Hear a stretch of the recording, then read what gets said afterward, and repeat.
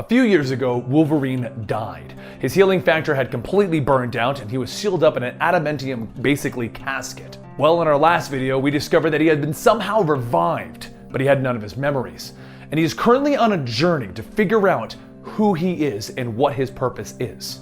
Today we're going to be continuing that storyline, and you have found yourself at Comicstorian, where we take some of your favorite pop culture from video games to movies to comic books, and we break them down into audio dramas. Today is the return of Wolverine 3 through 5.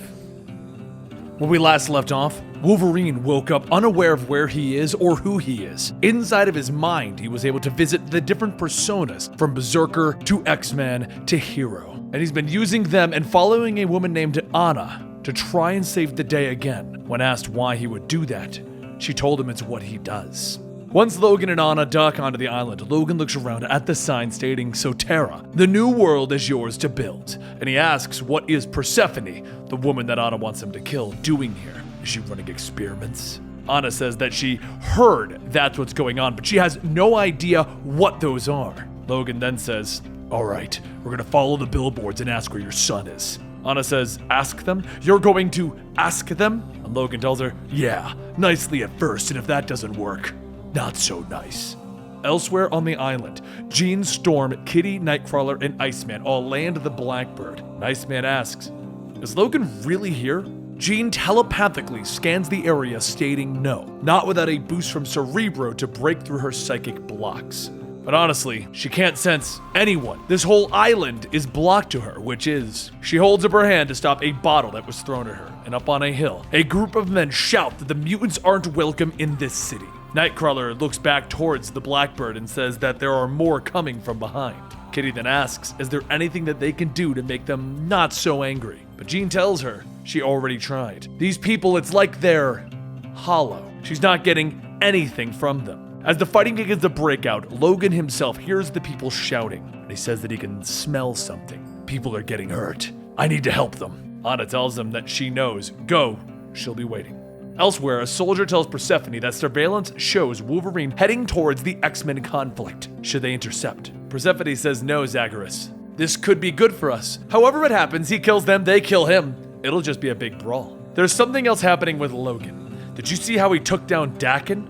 Those claws? I would like to see more to understand. Zagreus says that's fine. The X-Men ignored their warning to stay away from the island. How many of those X-gene carriers do you want to die? I can dispatch a kill team too. Persephone stops him, stating, none actually. Let the X-Men return to their mansion, wondering how many lives they've condemned. Either way, Wolverine versus the X-Men. Wow, pretty exciting to watch, wouldn't you say, brother? Zagreus doesn't answer, and Persephone sits back in her chair laughing. Well, it sure is.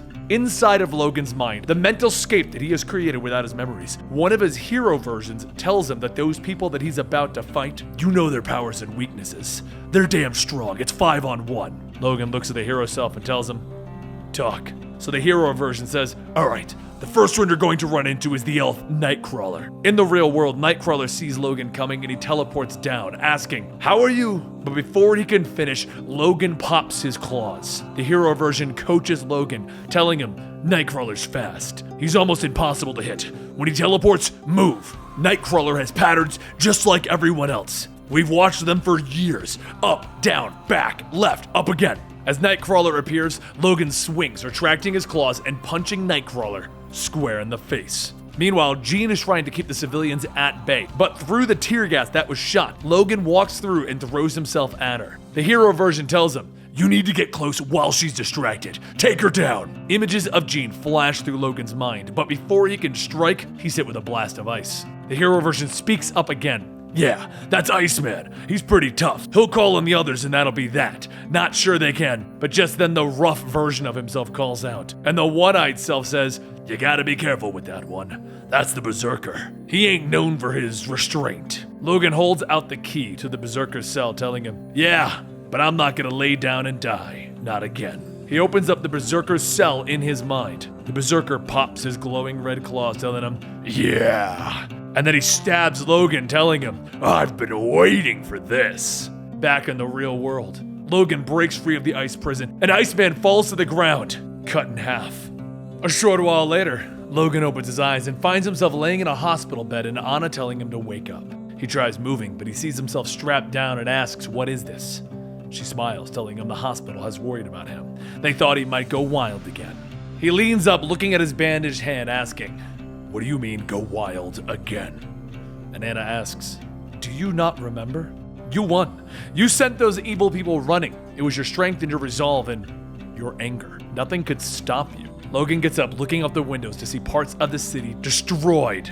And he asks, "Did I do this?" And Anna says, "No, they did. The Weather Witch and the rest. They chose to come here knowing the consequences. But you did what you had to do. You really are a hero." Logan says, "All right, well, how did I get here?" And Anna tells him, "Your claws, they were burning white hot. It was beautiful. But eventually those embers burned out." Logan grabs his claws, stating, "Whatever the case, we need to find your son."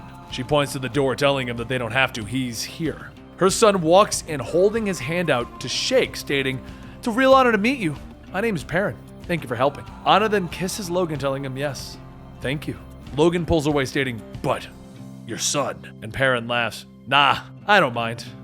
You deserve it." Logan begins to pull away again, stating, "No. How is Perrin here? What about the injection?" And Anna says that Sotera set him free after seeing Wolverine in action. As for the injection, well, this is a hospital. But right now he needs to rest. Logan pauses for a moment and asks, "Are you all right?" And Anna says, "Don't you see? This is about you." She takes out a gun and she shoots Perrin. Logan then grabs the gun, shouting, "What have you done?" And Anna tells him, "It's okay. Perrin's not really my son. He's not even Perrin, just a name that I liked." A few seconds later, he picks himself up out of the pool of blood and he smiles. Logan steps back, asking, "What the hell is going on?" Before Anna answers, though, Zagreus runs into the room, shooting Logan in the chest with a giant dart, pinning him to the wall. Before he can pull it out, the end of the dart explodes and restraints shoot out, securing Logan to that wall, locking him in place. Anna asks, "Have you figured it out yet?" Logan grits his teeth. "Persephone." And Persephone says, "Haha, very good." Logan struggles, asking, "Did you kill Anna?" Persephone tells him, "No. This woman was dead before you made it to the research facility on the coast. I just gave her a second life." Logan then asks, "So what's the point of all of this? What are you trying to achieve?" Persephone says, "That's the big question, isn't it?" "Well, I'll do my best to answer it. You deserve an answer. Take a look out that window, Logan. Everyone out there is like Anna and Perrin. The entire city dead since before you even met. I'm a mutant, and my power is death. I can bring people back, I can make monsters, and I can return people like these into the city so that they can follow simple directions. Where I grew up, death was all around me. It took everything from me. It left me so afraid and so angry, Logan. I thought these powers were the cosmos, balancing things that I lost. But it's been years, and I still haven't managed it. Everyone I bring back, they walk, they talk, but really it's just me. Death's the only friend that I've got. But it's a good friend. This is a city of corpses. You had no idea. None of my brilliant ones that I brought here realized it either. Not until I told them. They couldn't see the death here because the people think that death is ugly and frightening, but it's not. It's beautiful. The dead do not litter. They do not fight or waste. This is the most perfect city on the planet, Logan. This was a test case, a proof of concept to see what could be accomplished. And it worked for one simple reason. The dead do as they're told. Logan again tries to free himself, asking, "Those people that I fought, who were they?" Persephone tells him, "Oh, they were the X-Men, pompous group. Some of your best friends. Well, maybe not anymore.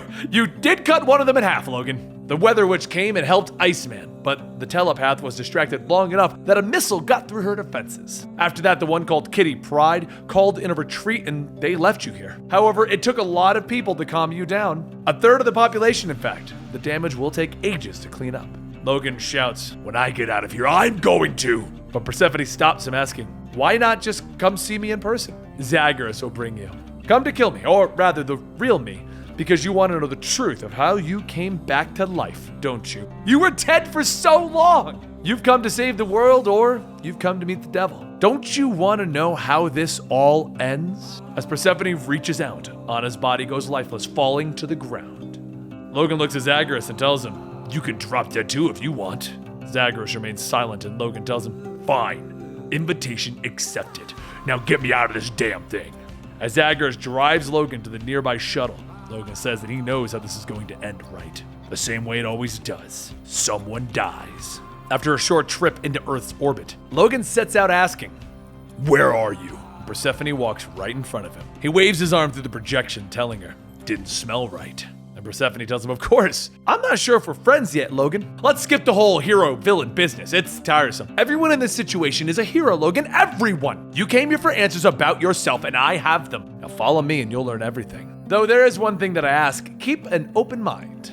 Persephone leads Logan into a room full of people, and Logan asks, What? More dead people? Persephone tells him, no, they're just alive as you are. These are my brilliant ones. Exceptional minds, exceptional skills. I have brought the geniuses of the world here because they've earned the chance to make a new one. It was hard to build this. At first, it was just me and my brother, but I had to think of my powers in a new way, Logan. I weaponized resurrection. Anyone with powers, anyone that I could use. If they were dead, they were mine. Prism, Omega Red, and many others, even your son Dakin. You might remember, you set him on fire. But don't worry, he didn't feel a thing. As for you, though, you're my favorite. Logan is shocked. He looks at her. No, you didn't do that, not to me. Persephone tells him, of course I did. You were dead and now you belong to me. You were the best of them. You're the Wolverine. You can hunt, you can kill anything. I very well could not have done all of this without you. However, now you can't go back to Earth. Surely the X-Men would want to face you again, right? Would they ever love you like they did before? Or even trust you? Logan stares off into space asking, What is the point of all of this? Why bring me here? Persephone tells him, all I did is think about death. All the time. I learned to use it, but never escape it. But you did. You were dead with one of the kill teams. Dressed as a hero. Maybe it was your healing factor that made you remember. Either way, the only thing that matters is that death couldn't hold you back. You came back and it's a beautiful thing, so allow me to give you something. Freedom. A true resurrection. You've given more to the world than anyone. You deserve a new beginning. Logan stops asking, What happens to those on Earth if I do? Because I got a pretty good idea. So here's my answer. Screw death! He stabs through the projection into the wall, telling Persephone, I'm the Wolverine and I'm back. And that's the way it's going to be. Persephone sighs. You could have started over, free of guilt and obligation. You didn't even have the burden of memories. People are sure strange creatures. Just then, the vents open up in the walls, releasing a pink gas into the room. Persephone says, if it's any consolation, you can still help me when you're dead. As the gas touches his skin, it begins to boil and blister, and Logan screams out in pain. He turns to the window, telling Persephone, The next time I die, I'm staying dead. Then he punches the glass. The window shatters, pulling Logan out into space, and the vacuum begins to suck all of the gas out of Logan's lungs. A few minutes later, down in the common area, two scientists begin to look over the work that they do, and they see something. Logan breathing heavily, stating, I just crawled in from over on the outside of the ship there, without a suit. So before any of you think of pulling the alarm, know that I don't go down easy. None of you will live to see if I do. So who's the one that I can talk to stop all of this? Logan holds out his claws to one of the men, and the man tells him, Phil!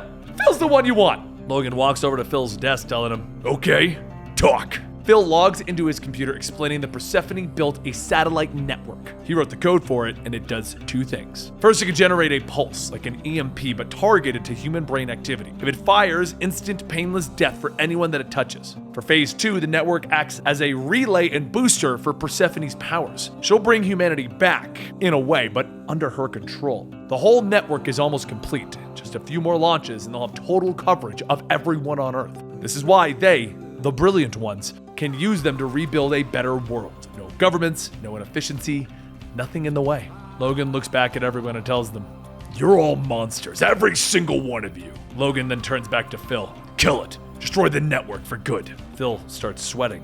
If I did that, Persephone would end me. Logan leans down and slowly looks into Phil's eyes, telling him, I can promise you this. Persephone is not your problem right now. Phil quickly begins to type away at his computer, stating that he'll begin the deorbit protocols. Once Phil is done, all of Persephone's satellites will begin to fall from space and down to Earth. But Logan notices one is still there. Phil says, well, that's us in the station. And Logan asks, can this still do what the others can do? Phil tells him, yeah, but only on whatever area we're above. At most, you're talking a few million people. So Logan tells him, shut it down now. Just then the alarms go off. An announcement states that they're having a termination pulse firing sequence, and it's been initiated. Phil panics, saying, oh god, Persephone set the station on fire. And Logan shouts, where do I go to stop it?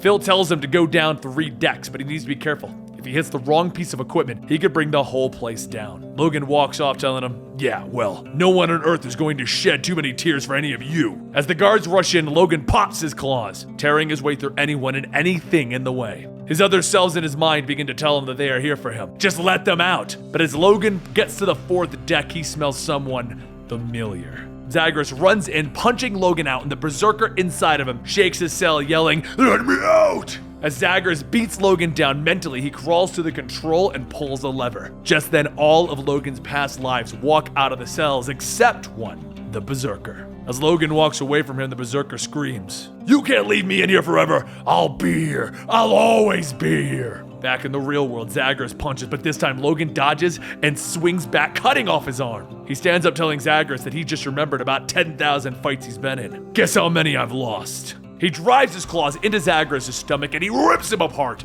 leaving him in 2 pieces. He gets up, turning to the control panel, but in his way is Persephone. She tells him not to do this. Those people down there are in hell. He'll be trapping them. He'll be damning them, not saving them. There's a snick as the claws come out. Persephone says that if he does this, she will never let him rest. Everyone he meets, he won't know if they're alive or if they're her. He walks through her stating, "So you'd be like a ghost following me around? What's one more?" He punches into the panel, causing the space station to descend back to Earth in a fiery blaze. As the parts fall off and fall into the ocean, Logan's charred body swims up to the top next to a fishing boat. The sailors all stare and Logan tells them, "Please, tell me you have some beer on this ship." After laying low and recovering, Logan heads to New York. He fixes his hat and his jacket, and he reaches the doorbell of the Xavier Institute and presses it. The door opens and Logan introduces himself. And there you have it. Wolverine is a hero again. He knows who he is, and he is ready to go out there and kick some butt, bub. And he's still got like those really hot claws. I hope he explained those later. Otherwise, it's just kind of like, what does he do with these? Do you think he'd be really good at barbecues? Like he just sticks all the meat on the claws and then burns them and then hands them back to you. Super simple. But either way, if you want more of the new Wolverine run, which we're going to be covering a lot more of where he's gone from Infinity Watch Wolverine to the Uncanny X-Men Wolverine to basically what he's doing now that he's back, subscribe to the channel. And don't forget, we can chat about this over at our Discord, where we have a rather large community. I can't think of all the weird links off the top of my head, but I'll put one down below so that you can get into the Discord and chat with all of us over there. Thank you for joining me today. Thank you for participating and listening to this video and my insanity. And I appreciate it. I appreciate you, and this wouldn't exist without you. So thank you.